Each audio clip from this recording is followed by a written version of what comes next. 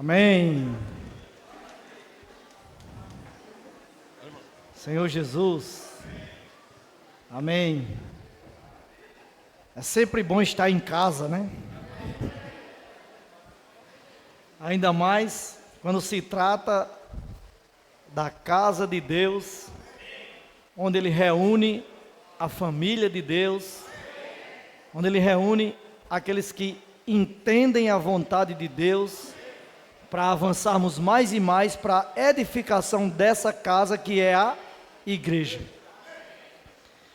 Então, irmãos, hoje a gente vai ter um pouco de comunhão sobre o que foi falado na semana passada, na conferência em Belo Horizonte, que na verdade nós tivemos lá 4 mensagens, né? Sexta-feira à noite, 5. Sexta-feira à noite em Itaúna, uma participação de mais de 700 irmãos. Sábado pela manhã, a live com o PAC, outra mensagem de avanço. Sábado à tarde, iniciou realmente a conferência em BH. Domingo de manhã, continuou a conferência, que foi a mensagem que foi ao ar. No domingo à noite, ao vivo pelo IVPT. Mas no domingo à noite nós ainda tivemos outra mensagem na cidade de Contagem, vizinho a Belo Horizonte. E naquela ocasião, irmãos, o Senhor falou abundantemente para nós. Nos deu inclusive revelações inéditas, que a gente vai compartilhar um pouquinho aqui com vocês, tá certo? Mas antes eu queria ler um trecho aqui para vocês. Diz assim, ó: em meio às trevas, temos uma candeia. Então nós estamos vivendo, não é um texto, não é versículo da Bíblia, é um texto, tá? Por enquanto, vocês vão entender. Estamos vivendo dias tenebrosos, dias de trevas, não é? Ontem, por exemplo, a gente estava em Itabaiana, e na hora que a gente estava compartilhando, estourou um estampido de fogos, quase não para. E a gente por um tempo ficou impedido de falar, porque não dava para ouvir. Então o que era aquilo? Era as pessoas na rua acendendo as luzes para esperar Jesus nascer. As luzes do Natal, onde nós já temos o Senhor morto, ressuscitado, se tornou Espírito, nos deu vida e agora está edificando a igreja para voltar. Não mais nascer, voltar como aquele que vai concluir o plano de Deus. Então o mundo está em trevas, mas mesmo em trevas, nós temos uma candeia. Essa candeia é a palavra. Vou continuar aqui, tá? Uma só palavra, a palavra profética. Uma só palavra dita o ritmo da terra. Ao crermos em Jesus, a fé recebemos. Qual terra que produz, aí trabalhemos. Então você crê no Senhor, você recebe o Senhor, mas você não recebe apenas a pessoa do Senhor, você recebe um presente, um quinhão de terra, uma herança, que agora você precisa trabalhar nela, que é a sua fé. Com o falar de Deus, o mundo foi formado. Por um comando seu, é tudo executado. O Senhor só fala um comando e tudo acontece. Ele, em ordem e harmonia, tudo há de governar. E a seu ritmo, um dia, tudo se alinhará. Ou seja, Ele solta a sua palavra, cria harmonia entre nós, claro, entre aqueles que querem perseverar, ouvindo e praticando essa palavra. E sabe que nesse ritmo, nessa cadência, nessa marcha, tudo um dia vai estar totalmente alinhado. Presente e verdade, palavra do momento, comando que parte de Deus para este tempo. Em todo o tempo, irmãos, Deus falou. A Bíblia, ela se concluiu com o ministério de João, mais ou menos no ano 90, 95, e depois ela foi escrita, compilada e escrita. Mas Deus sempre teve homens dando direção, Eu vou dar um exemplo para vocês. Se eu falar aqui de reforma protestante, vocês vão lembrar de quem? Todo mundo vai dizer Martinho Lutero, não é? Será que foi só Martinho Lutero que promoveu aquela reforma? Não, mas ele foi o homem usado por Deus para conduzir aquele momento, e hoje nós podemos desfrutar da Bíblia livremente. Então sempre Deus teve homens conduzindo, dando sua palavra, dando a palavra de Deus para o povo, e o povo sendo regido por meio daquela palavra. É isso que esse texto aqui fala. Porém, se dele a palavra não procede, é ilusão. Não vai acontecer. Se a palavra não vier de Deus, mesmo que o homem fale, ela não acontece. Mas se vier de Deus, ela acontece. Senhor Jesus. Só a profecia, só a profética palavra traz segura direção. Ou seja, só a palavra que procede de Deus, que vem por intermédio do homem, é que dá segura direção. Dita o maestro, certo? Um só ritmo pulsante. Quem já viu uma orquestra sabe, o maestro fica lá, né? Com as varinhas assim, você não entende nada. Por que ele está fazendo aquilo? Você diz, se eu for para ali, eu também faço isso, né? E vai acontecer. Não acontece. Porque aquele ritmo que o maestro dá, ele está executando cada instrumento daquela orquestra. Não é simplesmente varinhas agitadas, não é? Agitadas na mão dele para conduzir aquela orquestra. Não, aquilo ali é fruto de ensaio. Tá? Ele vai dando aquela direção, aquele compasso, aquele ritmo para a música que está sendo executada. Então, com respeito à palavra, Deus faz a mesma coisa. Ele tem um maestro que vai dando a condução e vai conduzindo a igreja. Dita o maestro, um só ritmo pulsante, em sua orquestra, não sejamos distantes. Profecia da aurora foi agora confirmada. Que profecia é essa? Salmo 110, do ano de 2020, falou dos milagres da aurora. É só você olhar que hoje os adolescentes, né, estão nesse ritmo e conduzindo junto com todos nós nesse ritmo do céu. Mas aí deixa eu fazer uma pergunta aqui para a Heloísa. Quantos anos você tinha em 2020? A Heloísa tinha 10 anos. Era uma criança, né? Inclusive eu morava em Campinas, eu me lembro dela, nas reuniões na casa dela, lá em Edna, né? Então, quando deu essa profecia, esses adolescentes hoje que estão nesse ritmo eram crianças, né, Caleb? Mas aí o Senhor falou assim, que brotará, esse exército vai se levantar como um presente para o filho. Não é para mim, não é simplesmente para a igreja, mas é como um presente, um exército forte, como um presente para executar a vontade de Deus. Continuando aqui, né? A profecia da aurora foi agora confirmada. Veja os adolescentes transcrevendo a palavra aí. Está tudo com um caderno na mão, Tem alguns adultos também, né, Otávio? Carla. Né? Mas a maioria não está transcrevendo o que está ouvindo. Mas os adolescentes estão ali com um caderninho anotando. Senhor Jesus. Acaso, irmão, você está apercebido? Pois nossa intenção é ser arrebatado vivo. Não vamos parar. Não vamos parar. Não vamos parar. Vocês sabem de onde eu tirei esse texto que eu estou explicando para vocês aqui? Quem sabe? Do grito de guerra que os meninos fizeram ali na hora do batismo de Eduardo. Irmãos, o grito de guerra nada mais é a palavra ritmada para ser inculcada em nós. Então quase tudo que eu ia falar nessa manhã já está aqui. Posso me sentar. É claro que eu vou tratar de alguns assuntos práticos com os irmãos. Mas irmãos, o grito de guerra serve para que essa palavra, como o Carlinhos falou aqui na hora das ofertas, seja guardada no nosso coração, para não pecarmos contra o Senhor. Irmãos, para pecar, ninguém faz esforço. É só você não fazer nada, você já peca. O Whitney Lee certa vez disse assim, se você dormir, você dormindo já peca. Porque muitas vezes sonha com coisa inadequada. É ou não é? Para pecar você não precisa fazer nada. Agora, para você não pecar, aí você precisa inculcar a palavra em você. Guarde essa palavra no seu coração, que ela vai ajudar você a não pecar.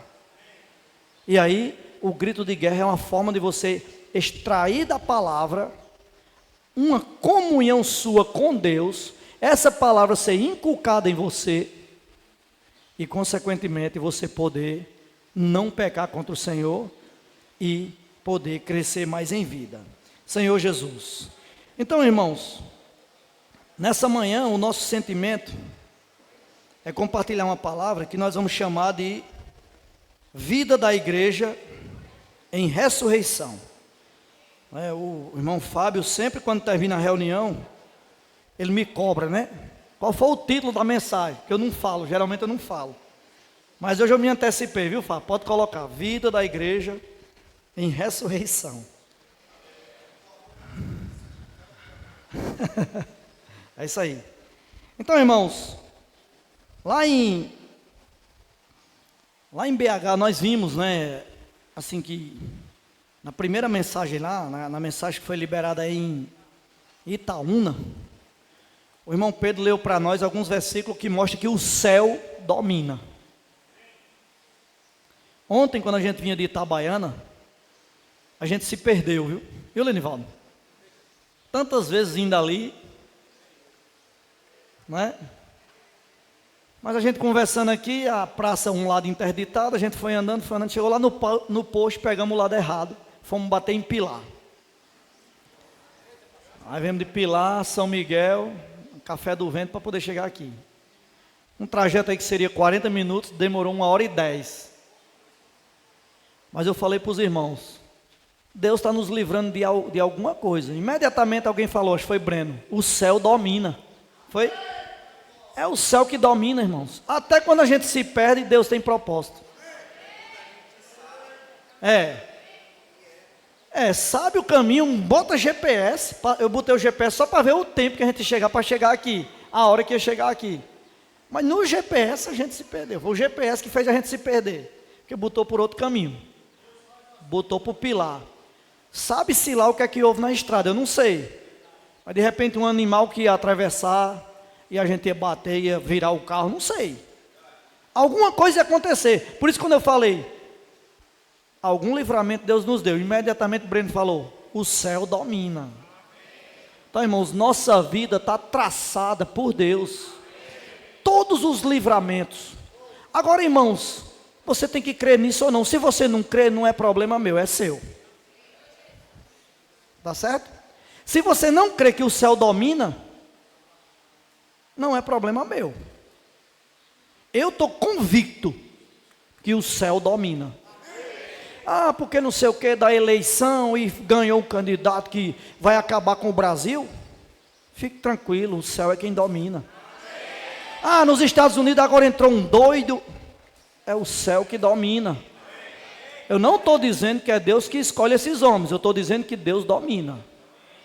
O comando é dele. Claro que o príncipe desse mundo vai continuar agindo até a volta do Senhor.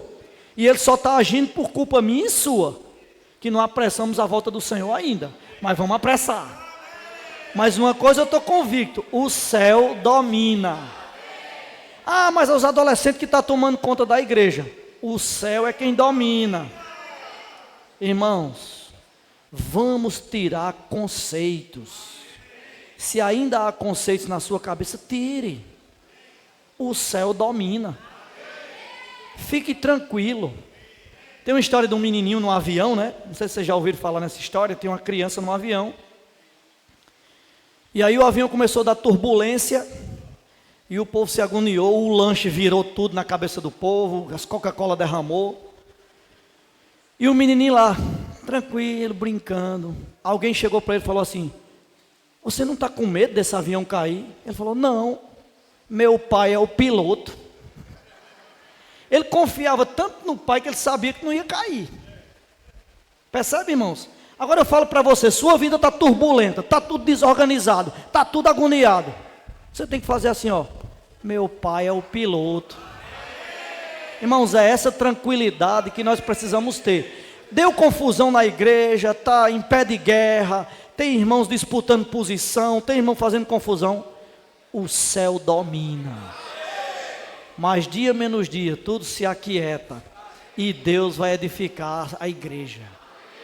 Por nosso intermédio. Agora eu preciso crer. Eu preciso receber o falar de Deus. É como uma orquestra, irmãos. Ó, o irmão Pedro mostrou também para a gente, já no sábado à tarde, lá em Belo Horizonte, que nós estamos na igreja e unanimidade significa o seguinte, ó. Todos os instrumentos são diferentes, não são? Tem cadê Cristiano? Tem o violino, né? Tem o violino, que dá aquele som bonito. Para quem não entende, pensa que é uma muriçoca, né? Mas não. Tem harmonia, tá? Aí tem uma bateria, tem um teclado, tem um contrabaixo que fica pum, pum, pum, bum, bum, bum, bum, bum. Você não entende nada, né, Magno? Cadê Magno? Mas tá lá dando o ritmo e dando o compasso para toda a orquestra. Aí tem a guitarra, tem os cantores, tem todos os instrumentos diferentes. E quando você escuta uma só música, não é? Por quê, irmãos? Porque tem ali harmonia. Se você for ver uma orquestra, a Orquestra Sinfônica da Paraíba, por exemplo, de vez em quando a gente vai ver, né, Priscila? Priscila gosta muito da orquestra. Aí a gente vai sempre, de vez em quando, na quinta-feira tem as apresentações gratuitas lá no Espaço Cultural e a gente vai ver. Aí entra um camarada lá, vai entrando todo mundo, os instrumentistas, tudo em fila. Aí entra, por último entra um instrumentista, que se posiciona à esquerda do maestro, e por último entra o maestro. É o único que fica de costa para o povo. O maestro está de costa para o povo, não aparece. Não fica de frente encarando a plateia, não, fica de costa. Mas quando ele começa a dar a regência, a orquestra toca todos um só instrumento. Vários diferentes, mas o som que você escuta é um só. E aí, de lado esquerdo dele, que é o último instrumentista que entra um camarada chamado o Spala. Quem já ouviu falar nesse termo? Eu vi na conferência, eu nunca tinha ouvido. Spala, já fui muitas vezes na orquestra com Priscila, mas não sabia que tinha um Spala. O Spala é o instrumentista que é o principal instrumentista da orquestra para o maestro reger. Ele toca, ele não fica com varinha, ele toca. Mas é por ele que dá a afinação de todos os instrumentos. Então, irmãos, na igreja tem maestro, tem espala e tem todos os instrumentos. Agora, quando nós estamos debaixo dessa batuta do maestro, batuta é aquelas varinhas, tá? A batuta. Quando você está debaixo da batuta do maestro, você toca uma só música. Qualquer instrumentista ali que dá uma nota diferente, se você estiver ouvindo e você não é músico, você nem sabe. Mas o maestro sabe. Tá certo? Então você está na igreja e quer dar uma nota diferente, pode até os irmãos não saber que você está querendo tocar diferente, mas o maestro sabe. Tá? E o maestro é o Senhor. Mas o Senhor usa o espala. O espala é aquele que por ele se afina tudo. Então, irmãos, essa visão da orquestra é fenomenal. E aquele versículo que diz assim em Mateus, que diz assim: quando dois entre vós concordarem, aquela palavra concordar ali no grego é sinfonel. Ou seja, quando estiverem debaixo da batuta do maestro, as coisas vão acontecer. Por isso, irmãos, na igreja nós estamos debaixo da batuta do maestro, na afinação do espala, e todos nós estamos tocando uma só música. Louvado seja o Senhor. E aí, irmãos, o irmão Pedro trouxe um assunto para nós lá. Eu vou ler com vocês aqui, tá? Apocalipse capítulo 144. 14. Eu botei um 4 a mais. 14. Apocalipse 14, a visão dos 144 mil. Aí sim, né? Já estou adiantando, tá certo? Para vocês entenderem. Apocalipse 14, versículo 1. Diz assim, ó.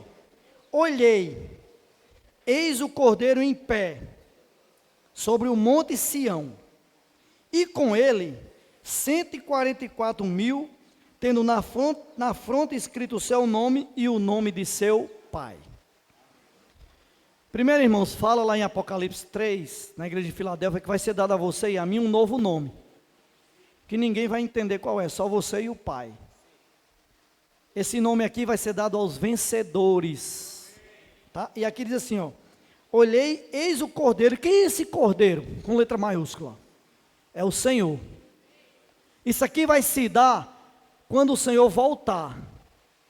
Quando Ele edificar a igreja, que Ele chamar os vencedores, antes de iniciar a grande tribulação, vai ter 144 mil. Esse número pode ser simbólico ou não, pode ser literal, aí é com Deus, não cabe a nós ficar discutindo, não, é um número simbólico, não, é um número literal, que vai estar em pé sobre o monte Sião. O que representa o monte Sião na Bíblia? Quem sabe?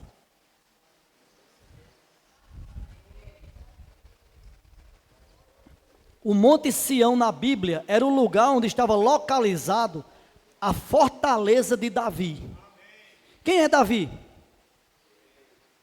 O rei de Israel. Um homem segundo o coração de Deus, que tinha a bênção de Deus em tudo que fazia. Então Davi era um homem de guerra.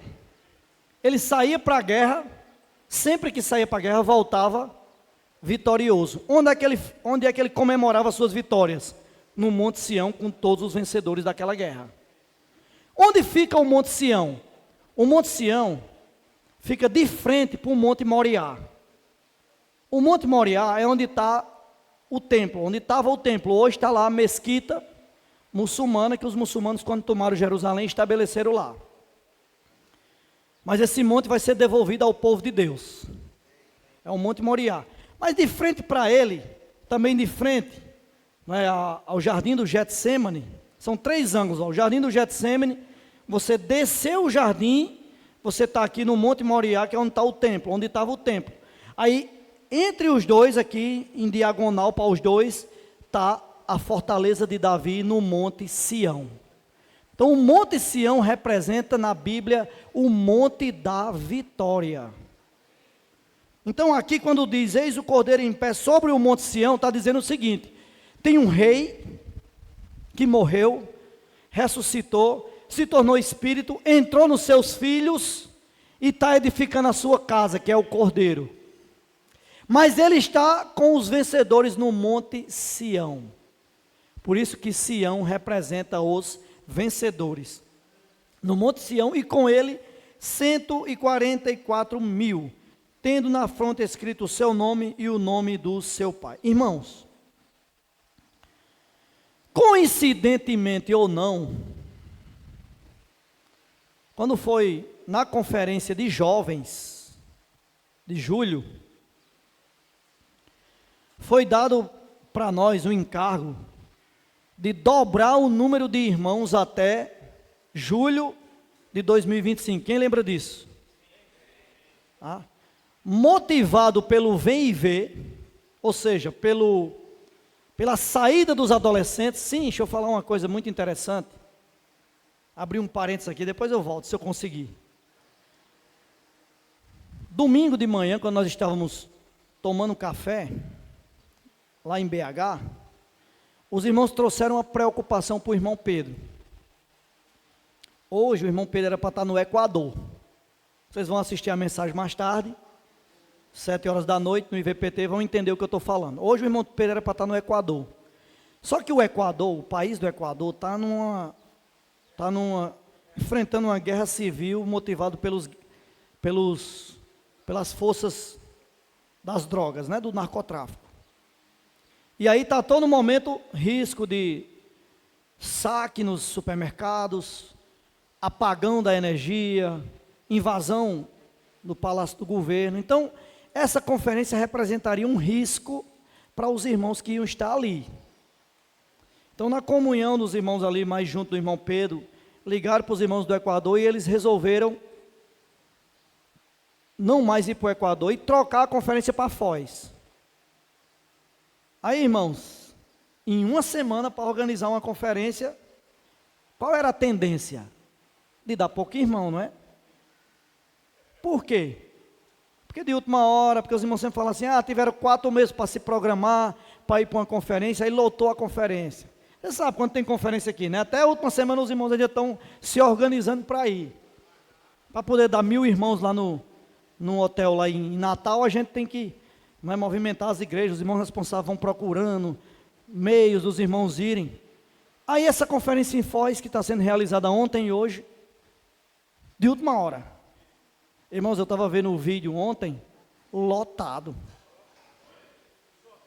E hoje eu vi um testemunho, que um grupo de jovens, antes da reunião começar, saiu nos arredores do auditório, 60 pessoas novas já estavam na conferência.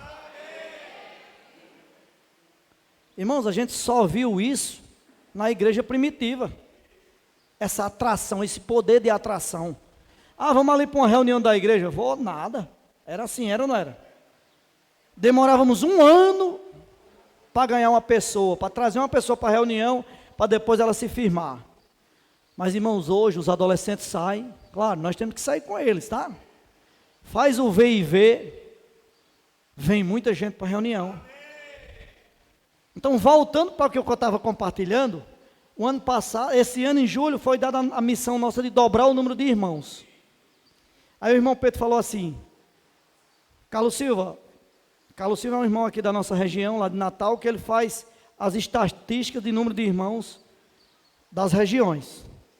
Faça um levantamento aí rápido de quantos irmãos nós temos. Aí Carlos Silva fez um levantamento, deu 29.800, mais ou menos. Todo o Brasil, América do Sul e Europa. Aí a AMI fez um levantamento da África, deu 6.500. Faça essa soma aí, quanto é que dá? 29 e pouco com 6.500. 36 mil irmãos nós temos vivendo a vida da igreja no mundo inteiro. Qual é o encargo? Dobrar. Se dobrar, vai para quanto? 72 mil. Aí imagina que nós continuemos esse encargo de dobrar de novo, vai para quanto? 144 mil, irmãos. Pode ser só uma coincidência, pode. Pode ser que esse número aqui não seja literal. Mas, irmãos, se nós trabalharmos, nós vamos estar no Monte Sião com o Cordeiro. Por isso que o irmão Pedro sempre tem falado, vamos trabalhar. Vamos trabalhar. Aí é que eu quero entrar no encargo mais prático. Em Belo Horizonte, os irmãos, foi eles que começaram esse termo de vida da igreja em ressurreição. O que é a vida da igreja em ressurreição? Todos nós herdamos dos nossos pais, dos nossos avós, aquela questão do domingo eu vou para a missa, assino o meu ponto com Deus, pronto, na semana eu estou livre. Posso fazer o que eu quiser, porque domingo eu fui para a missa. Herdamos isso ou não? Um costume domingueiro. Os grupos cristãos, em geral, também herdaram isso. Então você tem um culto que você escolhe na semana, o pastor informa, né? Tem culto terça de oração, tem culto sexta de jovens, tem da mocidade, tem culto domingo. Aí você escolhe um culto, vai naquele dia, leva ali sua oferta, cumpriu seu compromisso com Deus. Aí, irmãos, nós que passamos pela Igreja Católica, que passamos pelos grupos cristãos, temos isso impregnado em nós. Então, qual é o risco de nós atrasarmos a volta do Senhor? Nós estamos aqui nessa reunião, Terminou a reunião, a maioria vai almoçar, vai para casa, cumprir meu compromisso semanal com Deus. Vou viver, a partir de amanhã, minha vida, até chegar o próximo domingo, para ir reunir e partir o pão com os irmãos. Irmãos, se nós não mudarmos isso, nós vamos demorar quantos anos para trazer o Senhor de volta?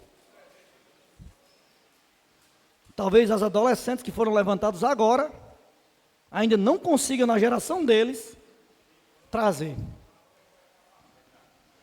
Por isso que o Senhor está dando no nosso meio uma revolução, irmãos.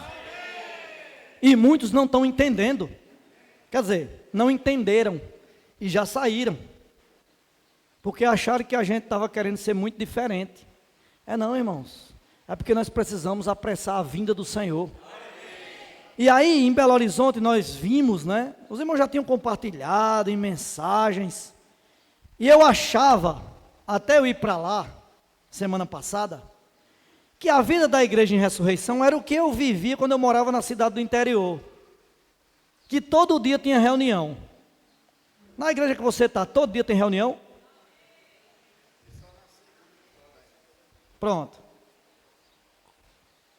Aí eu pensava que isso era a vida da igreja em ressurreição. Não é, irmãos. Ter reunião todo dia não significa que você está comprometido com o Senhor ainda. Vida da igreja em ressurreição é você se comprometer totalmente com o Senhor. Amanhã você vai para o seu trabalho, vai ou não vai? Ou para a sua faculdade, para a sua escola. E lá, deixa de ser a vida da igreja? Se deixar, e você só vai ter a reunião à noite, ainda você está no tradicional. É duro esse discurso. Porque exige de mim compromisso. A maioria das pessoas e dos cristãos não querem se comprometer. Oferta. Dá lá do que sobra. Coloca lá a oferta. Vamos cantar. Canta o hino, batendo palma. Vamos fazer um grito de guerra. Faz o grito de guerra. E acha que já está cumprindo todos os compromissos com Deus. Irmão, o Senhor precisa voltar. E Ele vai depender de você.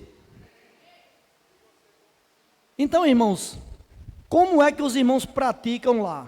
Eu vou dizer para vocês agora. Vai ser fácil praticar na sua cidade? Eu acredito que não. Mas pelo menos nós temos um modelo. Todo dia que Deus dá, de segunda a segunda, tem almoço no local de reuniões. Todo dia. Quem quiser ir almoçar lá, pode almoçar. Grátis. Grátis não, né? Não tem almoço grátis, né? Alguém está pagando por aquele almoço. Sabe quem é que paga? Diga aí para mim, quem é que vocês acham que paga? Não, claro, tudo vem de Deus. Mas alguém tem que tirar do bolso. Quem é? Os adolescentes e jovens que fazem comportagem. Banco almoço da igreja inteira de segunda a segunda. Irmãos, isso é de Deus. E eles não tiram do bolso deles. Eles vão só distribuindo os livros. Por isso que João cantou ali, né? Trazendo, como é? Levando kit e amor, né? Porque no hino fala assim, vida, esperança e amor. Então, à medida que eles estão levando os kits, eles estão levando para as pessoas vida e esperança.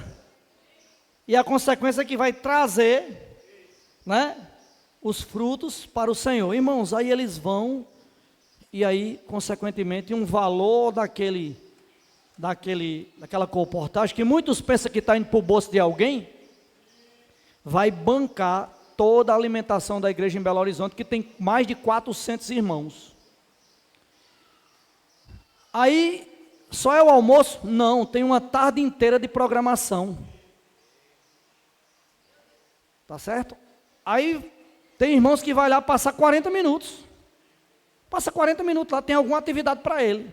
E ele vai embora. Aí outro vai de novo, 2 horas chega outro.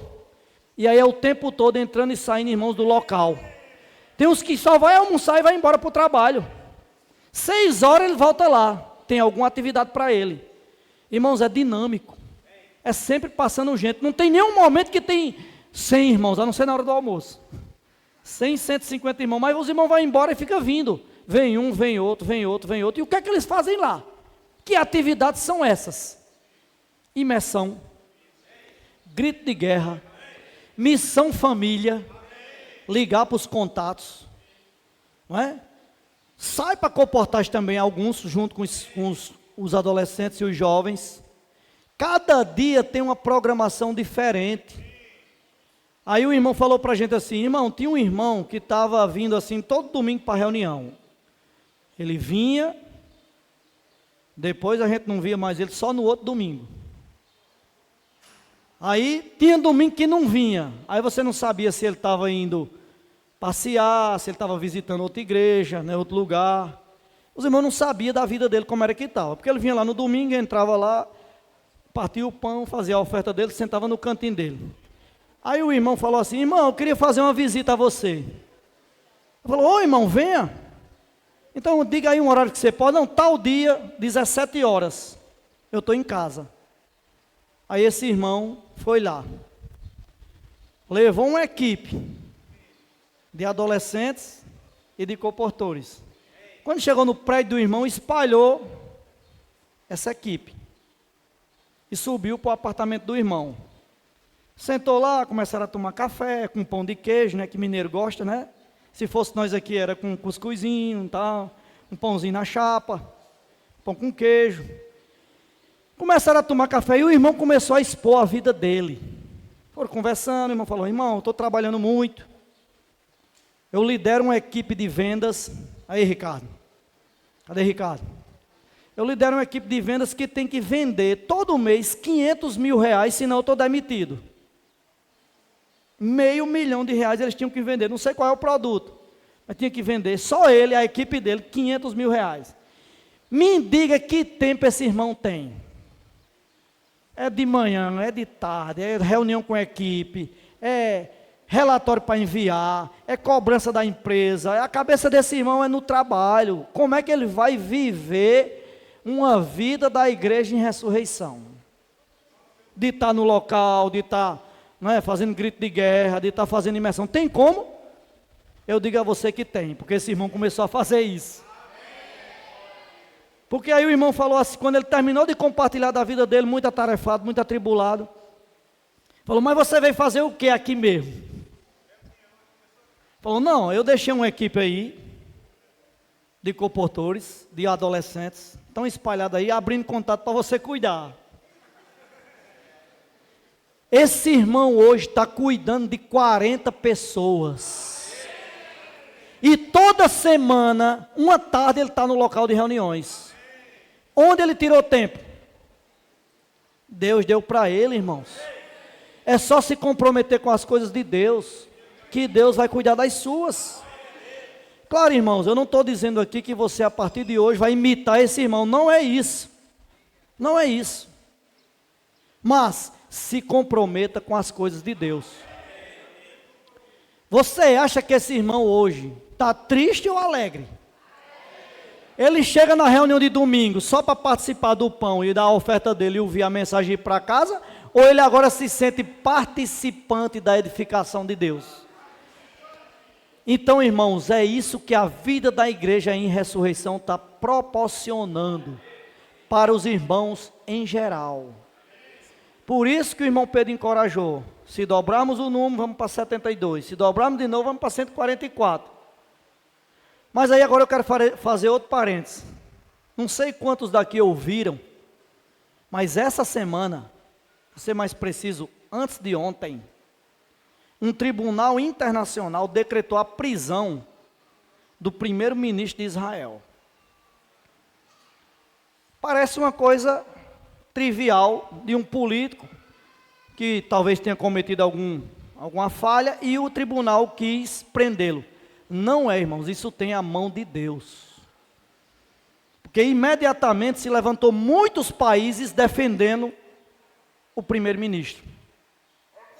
E outro tanto de países defendendo o tribunal que tinha que prender o cara. E aí uma pessoa que estava comentando sobre isso, um especialista, ele falou assim: isso é um estopim para o início da Terceira Guerra Mundial. Irmãos, quem está proporcionando isso não é o primeiro-ministro de Israel, não é o Tribunal Internacional e não é político nenhum. É a pregação do Evangelho do Reino se expandindo e a volta do Senhor se aproximando. Eu creio nisso ou não, aí é comigo e com você.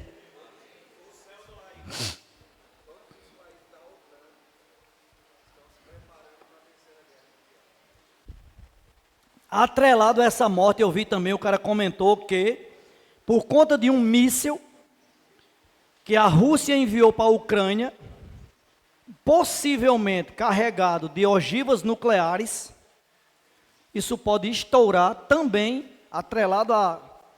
porque a OTAN imediatamente se posicionou a favor de Benjamin Netanyahu e contra essa ofensiva da Rússia para a Ucrânia. Então, daí pode estourar a Terceira Guerra Mundial. E eu e você não vamos ficar tristes com isso, porque é a volta do Senhor e nós vamos estar em pé no Monte Sião com o Cordeiro. Mas, irmãos, depende do quanto eu trabalho. Eu queria dizer para você que a porção de terra que Eduardo... Fica em pé aí, Eduardo. É difícil até ver ele em pé, ó. Olha aí, Eduardo, se batizou agora mesmo. A porção de terra que ele recebeu para trabalhar nela é a mesma minha. Depende do quanto ele trabalhar e eu trabalhar, essa fé vai crescer e nós vamos edificar a igreja. Obrigado, pode sentar. Então, todos nós recebemos uma porção igual. Um quião de terra. Mas o quanto você trabalha, Paulinho, vai determinar o quanto você vai ter de galardão. Se eu não trabalhar na minha fé, que é essa porção que eu recebi, o que é que vai acontecer? Nunca vos conheci. Apartai-vos de mim. Vós que praticais a iniquidade. O que é praticar a iniquidade? É não fazer a vontade de Deus. Se eu não fizer a vontade de Deus, eu já estou praticando a iniquidade. Não precisa nem ter pecado grosseiro. Por isso, irmãos, nós precisamos trabalhar.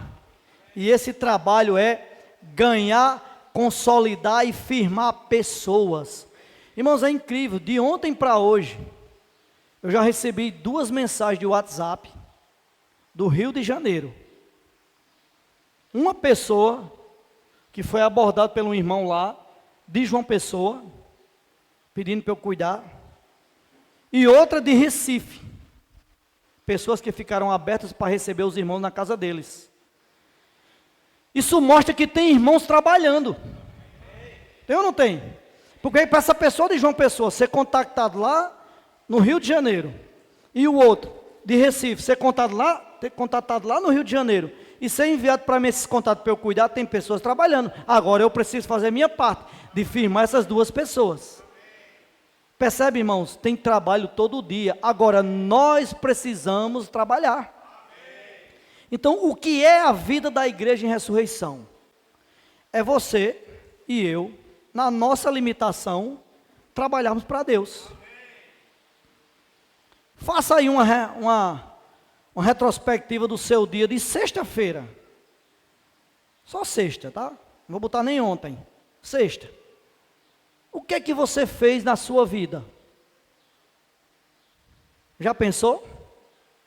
Agora, dentre esse dia inteiro de sexta, o que você fez para o Senhor? Eis a diferença de quem trabalha na terra e de quem não trabalha. Aquele irmão lá de BH, com uma equipe que tinha que dar conta de 500 pessoas, ou de 500 mil reais por mês, está cuidando de 40. E eu que tenho o tempo mais livre, não estou cuidando de ninguém. Aí o Senhor volta. Como é que vai encontrar a terra dele? Produtiva. E a sua?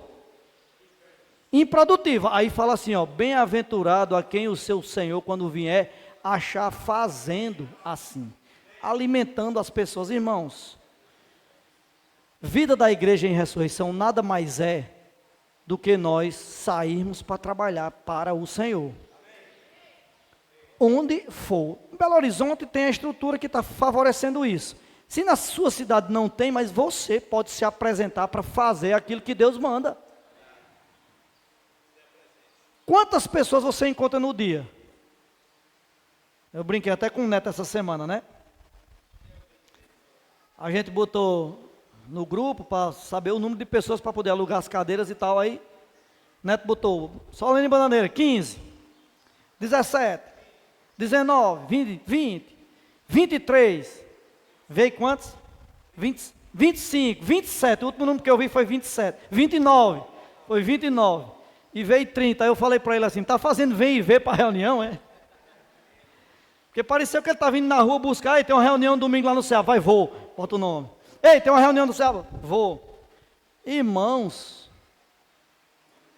esses 30, talvez nem todos se reúnam frequentemente. Eu não sei se reúne, né? A maioria sim. Mas está na hora de todos esses 30 serem consolidados na igreja. Para fazer dessa festa aqui, uma festa na reunião da igreja toda semana. Não é uma questão apenas de vir para essa reunião, é uma questão de você trabalhar para o Senhor. A conferência é uma ferramenta. A mini conferência aqui no Brejo, essa comunhão das igrejas, é uma ferramenta que a gente usa para saber como temos que trabalhar a semana inteira. Desse jeito aí, ó, 15, 17, 19, 21. Começou em 15, terminou em 30, dobrou, né? Se você dobrou o número de irmãos para vir para aqui, dobre o número de irmãos na igreja que você está. Agora, isso só vem com trabalho. Se ele tivesse ficado quieto nos 15, quantos tinham vindo? 13 ou 12, porque na hora desistiam 1 ou 2. É ou não é assim? Isso só para nós entendermos, irmãos, como é que nós fazemos o nosso trabalho. O trabalho tem que ser incansável. Eu acredito que esse irmão, que tem que dar conta de 500 mil no mês de vendas, ele é incansável. Só que agora ele está usando também essa incansabilidade, de ser incansável também para o Senhor, que está cuidando de 40 pessoas e comparecendo no local de reuniões nas tardes. Pelo menos um momento ele passa lá, para ter algum movimento, para ter uma coisa para ele se encher da palavra. Irmãos, nós precisamos que a palavra seja o nosso guia para ela fazer a obra. Não é esforço próprio, mas quem se enche sai. Quem se enche fala. Faça um teste amanhã. Amanhã. Antes de sair para o seu trabalho, para a sua lida diária, seja ela qual for, se encha da palavra. Faça imersão. Faça imersão refinada. Todos aqui sabem o que é imersão refinada? Quem não sabe, levanta a mão. Tenha vergonha não, imersão refinada. Você não sabe ou sabe? Sabe. Quem não sabe, levanta a mão, o que é imersão refinada. Todos sabem, né? Então não precisa explicar não, né? Faça imersão refinada amanhã. Faça a imersão explosiva. Todo mundo sabe o que é a imersão explosiva? É aquela que você repete as frases e pode dar grito mesmo, nas frases da imersão. Faça a imersão explosiva. Depois faça o grito de guerra da semana. Tire meia hora e faça isso. Amanhã. Aí saia para o seu trabalho. Irmãos, é incrível. Se para a primeira pessoa que você contatar, se você não falar nada para ele, ele vai perguntar alguma coisa a você. Porque seu rosto brilha, você não vê, mas seu rosto brilha. A palavra está depositada em você. E aí é espontâneo. Não é? Por que os comportores, os ceapistas, os adolescentes, quando eles estão travados, eles param? Param e junta aqui, ó, junta aqui, vamos vir aqui. Não, tem pessoas para abordar lá, não, agora vamos juntar aqui. Aí começa a se encher da palavra, imersão refinada. Qual foi o seu ponto? Eu vejo muito no grupo de comportores. Irmão, o que é que vocês estão desfrutando aí? Aí o irmão bota no grupo, ponto 3. Eu vou exercitar aqui o ponto 3. Daqui a pouco o irmão bota, irmão, 5 kits. Eles estão atrás só de vender os kits? Não, irmãos. Eles estão atrás de fazer a vontade de Deus, de espalhar o evangelho do reino. Agora, quando você se enche, se você não falar nada para a pessoa vai lhe procurar. Vai mandar mensagem para você, ou no elevador, se você morar em prédio, no elevador a pessoa vai dizer assim, vai dizer assim para você: você é crente, né? Aí você: sou. Como quem diz assim: fala alguma coisa para mim. É porque quando você se enche, a palavra fica borbulhando para sair. Por isso, irmãos, nós precisamos nos encher.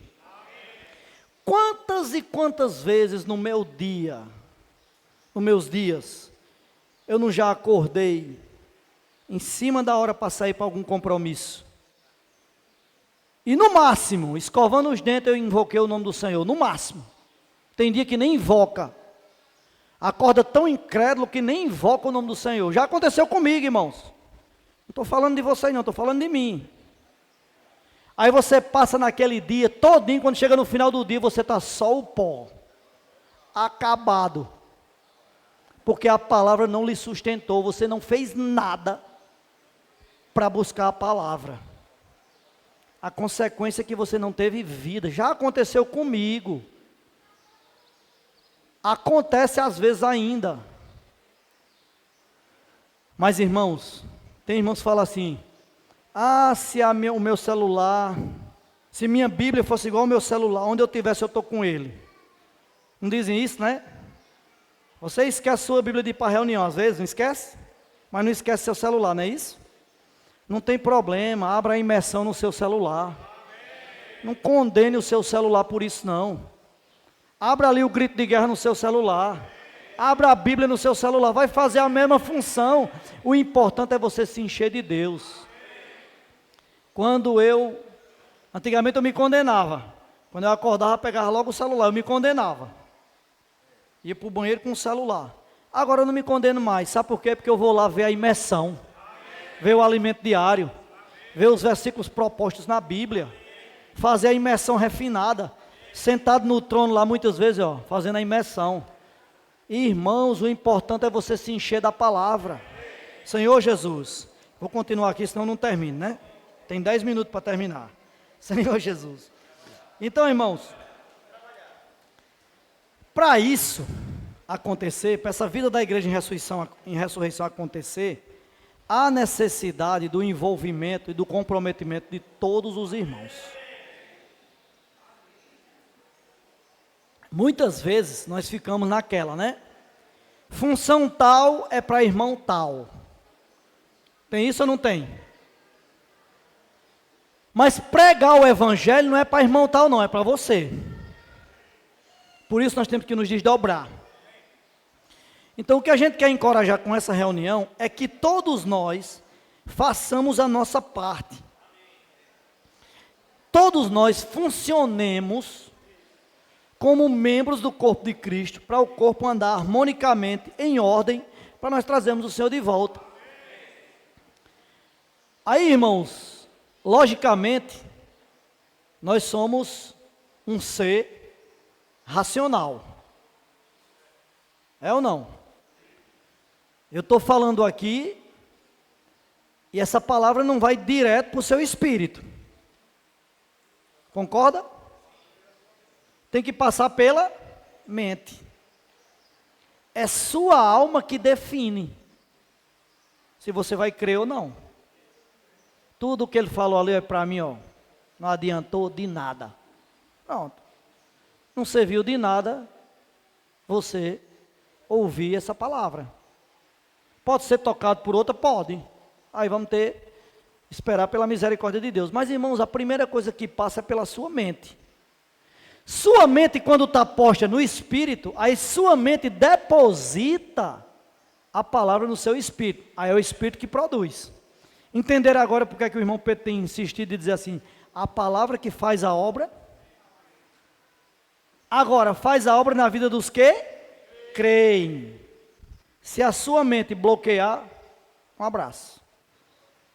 Você não vai querer viver a vida da igreja em ressurreição. Você não vai querer viver inculcando essa palavra em você. Você não vai crer naquilo que está sendo falado. Então, eu lamento informar, mas você está perdendo tempo. Irmãos, nós não estamos aqui nas igrejas, vivendo a vida da igreja para agradar nós mesmos. Nós vivemos a vida da igreja para agradar o Senhor. Você já viu a frase assim, não, eu vou para tal lugar, se eu não me identificar, Aí eu mudo.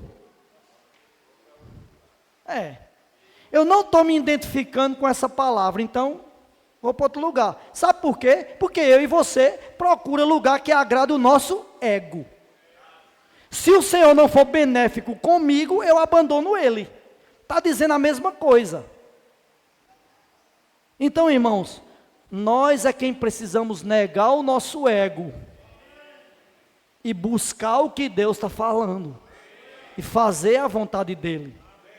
Fazer a vontade dEle muitas vezes vai de encontro ao que eu penso e ao que eu aprendi ao longo dos anos. Um irmão falou para mim assim: irmão, mas a gente tem que ter cuidado, está saindo muito irmão da igreja. Aí eu falei assim para ele: estava. Os que ficaram já estão comprometidos. Eu falei: abra sua Bíblia aí. Aí ele abriu, eu mostrei aquele texto que diz assim: todos os da Ásia me abandonaram. Eu falei para ele assim: no tempo de Paulo, saiu muito irmão da igreja? Pelo menos os da Ásia, todos abandonaram o apóstolo. Todos. Algumas raras exceções dos seus cooperadores. Tito, né, Timóteo, Filemon, que estava ali com ele, que ele mandou ainda para alguns lugares. Aí ele falou assim: mas rapaz, é mesmo, né? Eu falei: agora me diga outra coisa, o ministério de Paulo, quando ele disse que todos da Ásia abandonaram, terminou? Não. Ele continuou falando. Podia ter alguém chegado para ele ter dito: Paulo, maneira aí, homem. Podia ou não podia? Está falando muito forte. Você está exigindo demais dos irmãos, os irmãos estão saindo. Sabe com quem fizeram isso, irmãos? Com Jesus. Leia João capítulo 6, está lá. Senhor, dura esse discurso, quem pode suportar? E vocês, não querem ir também não? Foi assim ou não foi? Aí Pedro falou: para quem iremos? Só tu tens as palavras da vida eterna. Então, irmãos, nós não estamos preocupados aqui com o número. Estamos preocupados com trabalhar. Se nós dobrarmos para 72 mil, depois para 144 mil, é nossa ênfase chegar nos 144 mil e parar? Não. Nós vamos trabalhar. E se nós não chegarmos nos 144 mil? Pelo menos trabalhamos. E vamos continuar trabalhando até a volta do Senhor. Eu não estou falando trabalhar com esforço humano. Porque você pode sair daqui e pensar assim: se eu der um discurso lá na igreja em Bananeiras, chamar um monte de gente, vai se converter 200 mil pessoas. Não, não é assim. O trabalhar aqui é você e eu nos enchermos da palavra. Aí essa palavra é quem faz essa obra. Agora, quando eu não me encho da palavra, eu entro no elevador, entra uma pessoa e eu faço assim, ó. O máximo que eu vou fazer é assim, ó. Esse ar-condicionado não está funcionando não, está quente, não está não? A pessoa, tá. Aí começa a praguejar. Irmãos, não vamos perder a oportunidade. Vamos falar a palavra. Agora você só fala se você estiver cheio. Por isso que primeiro você tem que se encher. Tem que inculcar a palavra, tem que fazer imersão, tem que fazer grito de guerra. Vai ajudar. Por que que os adolescentes, esses irmãos que estão cheios, os ceapistas, os comportadores, vão na rua e falam assim: vamos para uma festa? E eles vêm. Se eu for lá do mesmo jeito assim, vamos para uma festa? Que festa? Vou nada. De crente é. Essa é a diferença, quem está cheio e quem não está, irmãos. Por isso que o diferencial é: vamos nos encher da palavra. E essa palavra faz a obra. Um último item, né? Um último item. Eu estava lembrando essa semana que uma vez, certo irmão foi para a faculdade. Os irmãos encorajaram ele a vir para o CEAP. O CEAP estava no começo. Ele não quis. Tudo bem, foi para a faculdade. E aí ele se tornou professor. E aí, nessa caminhada, ele deixou de reunir. E se tornou professor, viu, Otávio? Ainda bem que você foi ganho já como professor, né? Mas esse irmão se tornou professor, deixou de reunir, começou a ter a vida muito atarefada. E hoje, esse irmão, eu conheço ele, tá? Eu estou falando do que eu conheço. Esse irmão diz assim, ó, Deus não existe. Agora eu vou dar outro exemplo. O irmão também, na idade de ir para fazer a faculdade, disse assim, eu quero ir para o CEAP. Aí foi para o CEAP. Aí passou um ano. Terminou um ano, devia voltar para estudar e ir para a faculdade, né? Não fez, continuou. 2 anos, 3 anos, 5 anos, 8 anos no CEAP. Passou pela CEAP, foi comportor, ajudante de coordenação, coordenador do CEAP. Quando terminou, naquele 8º ano, ele chegou para os irmãos e disse assim, eu quero estudar. Aí ele já tinha aí 26, 27, 28 anos, sabe? Aí os irmãos falaram, amém, seu sentimento é estudar, vai estudar. Fez o primeiro vestibular, 8 anos longe dos estudos. Fez vestibular para direito, passou. Se dedicou durante os 5 anos na faculdade, o bacharelado dele. Terminou, fez prova, passou.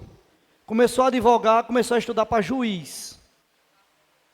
Passou no concurso de juiz. E hoje é um juiz na cidade dele, ofertando para a obra. Com a visão totalmente clara do que Deus quer. Eu pergunto, é aquele irmão que não perdeu um ano no CEAP e hoje diz que Deus não existe, e esse que perdeu 8? Aí eu vou dizer, os dois estão ganhando bem, estão vivendo bem, mas um está servindo a Deus e o outro está dizendo, Deus não existe. O que você quer para a sua vida e para a vida dos seus filhos? Por isso, irmão, nós precisamos comprometer os nossos filhos ao CEAP. Mesmo antes deles passarem na faculdade. Para quem está na idade aí de faculdade, antes de entrar na faculdade, eu falo para você, venha primeiro para o CEAP. Faça 1 ano. Se Deus der o sentimento de 2, faça 2. Se Deus der o sentimento de 3, de 4, de 5, de 8, depois você resolver estudar, aí depois você vai estudar.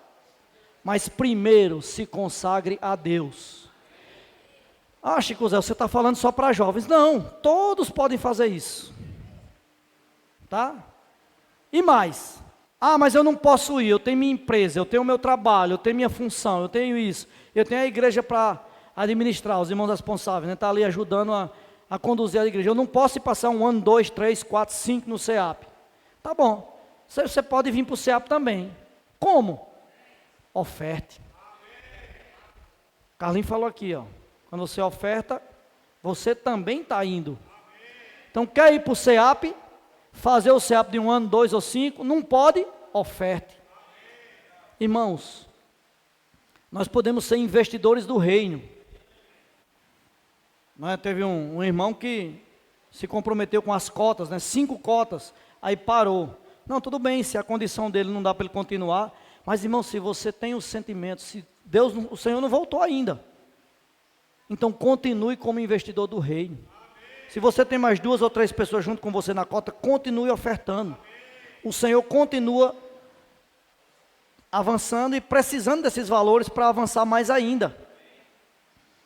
Ou você quando chega no CEAP, vê o CEAP ainda como aquele CEAP no tempo que eu estava aqui. Na verdade, depois que eu saí, tudo melhorou, foi ou não foi? Graças a Deus que eu saí, né? Veja a entrada do CEAP. Né? Veja os quartos, tudo com cerâmica, tudo com... Ainda não os quartos, mas vai chegar. Porque os investidores do reino vão continuar ofertando. Aqui nós vamos derrubar essa parede ali, ó. Certo? Dessas 2 salas para aumentar a capacidade. E vamos climatizar isso aqui. Está todo mundo com calor aí, né? Mas como nós vamos fazer isso? Com as ofertas dos irmãos. Ah, mas eu não tenho 500 reais por mês, nem eu me juntando com 2 pessoas eu tenho. Você pode ser um sócio do Evangelho. Qual o valor que você pode? Ah, eu posso... Quanto é uma Coca-Cola de 2 litros? 10? 10, né? Como eu parei, eu não sei mais, né? 10 reais uma Coca-Cola de 2 litros. Deixe de tomar Coca-Cola e oferta todo mês. Você não toma só uma por mês não, irmão. Porque quando eu estava tomando, eu tomava 2, 3. 30. Já posso ofertar 30, no mínimo. Não é, irmãos? Os jovens, né? As adolescentes. Pegam dinheiro. Acham que não, mas pega, né? Né, Alice? Leva dinheiro para lanchar na escola ou não? Olha, tem dinheiro, todo mundo tem dinheiro, irmãos. Irmãos, assuma um valor que você pode para ser um sócio do Evangelho. Se você não tem a cota de 500, você pode ser um sócio do Evangelho com 5, com 10, com 20, com 50. Procure o irmão responsável da sua cidade, tá? E aí comece a fazer os seus votos. Por quê, irmãos? O Senhor precisa de dinheiro. Ele mesmo. Não, porque ele pode pegar um pão e dizer assim, ó, graças te dou, ó Pai, tal, e multiplicar para 5.000 pessoas. É ou não é? Pode pegar um peixe, 2 peixinhos lá e todo mundo comer. Faz o maná descer do céu, faz o que precisar, faz codornizes para o povo no deserto. Pode suprir todas as necessidades. Meu irmão, mas ele quer contar com você. É por isso que em Lucas capítulo 8...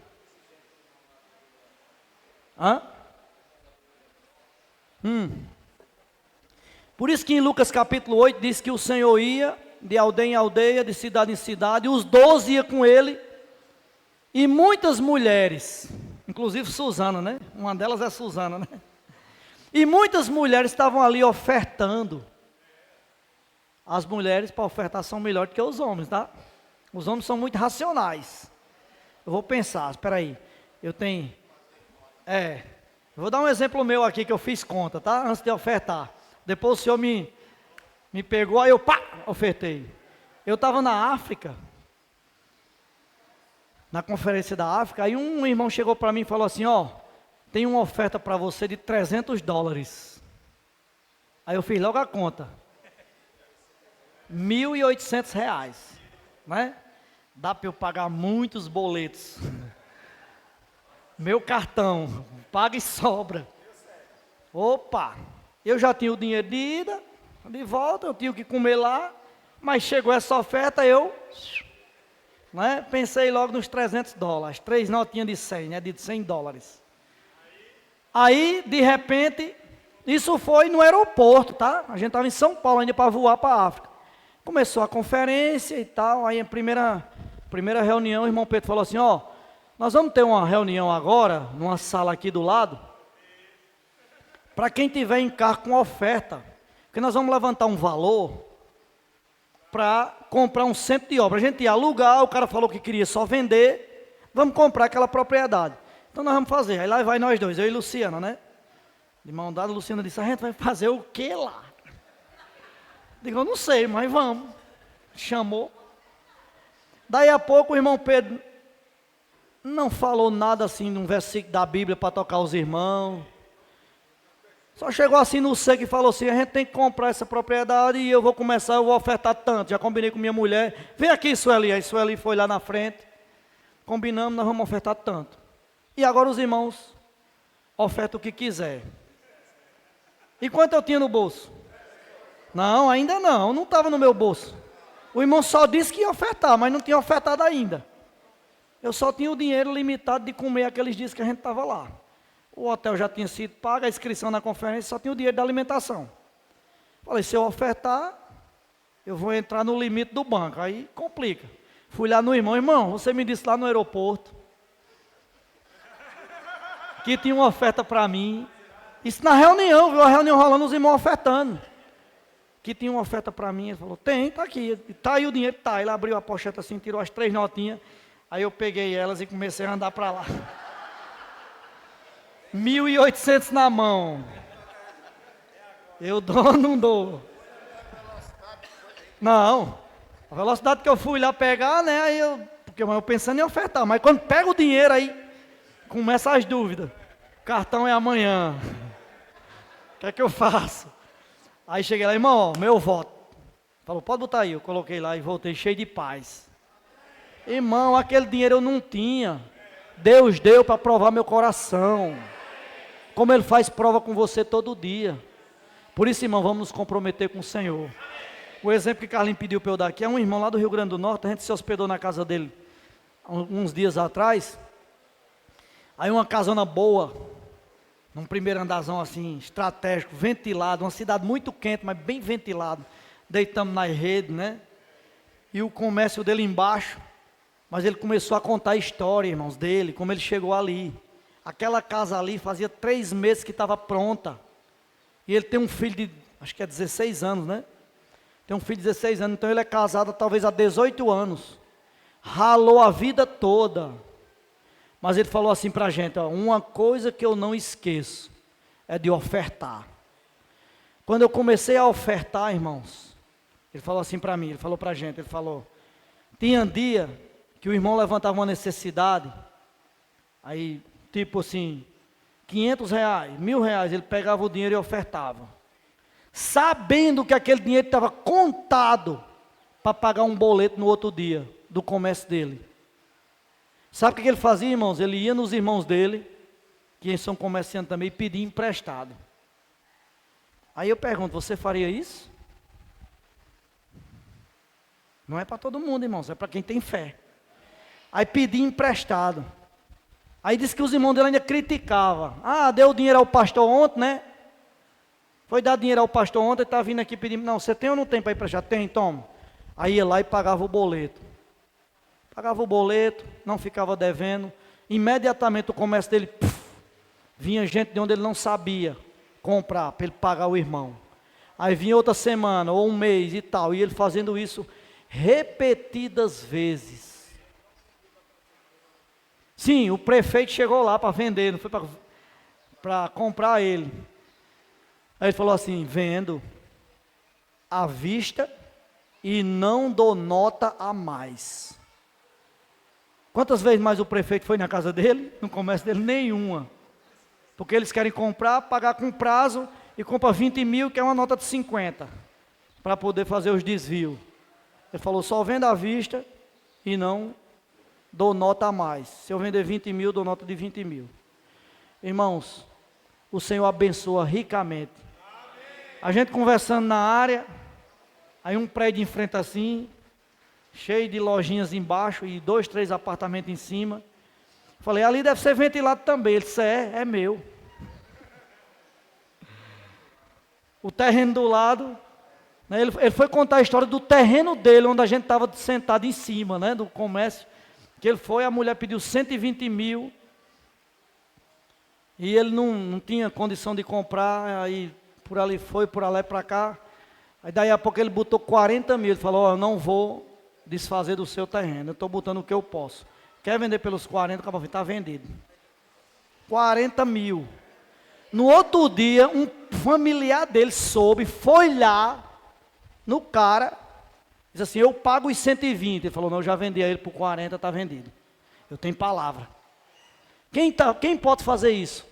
Porque se fosse outra pessoa, diz assim, está desmanchado com ele, vou vender pelos 120. Era ou não era? Não tinha pago ainda. Não tinha passado escritura. Desfazia numa boa. Aí hoje ele está lá nesse terreno, o comércio dele estabelecido, uma casa ótima em cima. Irmãos, a melhor rua da cidade, comercial, não é? Impossível para ter ainda uma casa em cima, né? Mas o Senhor deu tudo para ele, porque o coração de ofertar. Aí você vê uma igreja dessa, 40 pessoas, 45 pessoas mais ou menos, um dia desse, a gente estava na estância, chegou um ônibus de lá com todo mundo, levou a igreja inteira.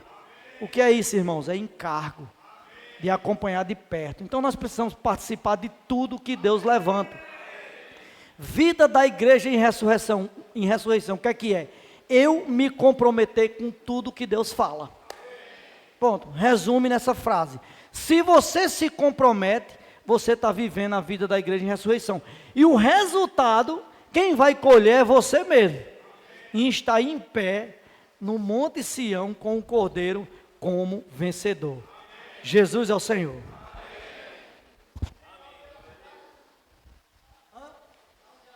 Angicos, no Rio Grande do Norte.